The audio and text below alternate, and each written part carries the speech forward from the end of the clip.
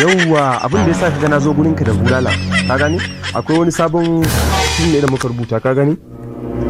shi jarumi Sadiq zai kwanta a masa bulala 250 ka gani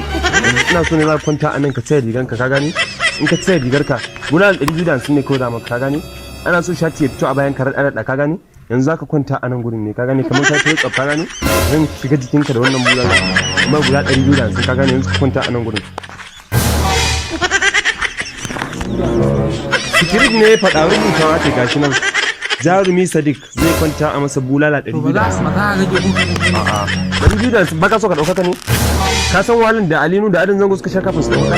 to ka kwanta nin a nan gurin kwanta mana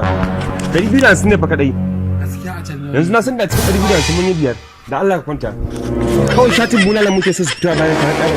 kawai ka kwanta script ne faɗa baka so ka ɗaukaka ne ka kwanta mana ko a can nan sai to shikenan bari ma yare gobe da nan baka so ka ɗaukaka ne ina son ɗaukaka amma a can zo nan to dawo kwanta kai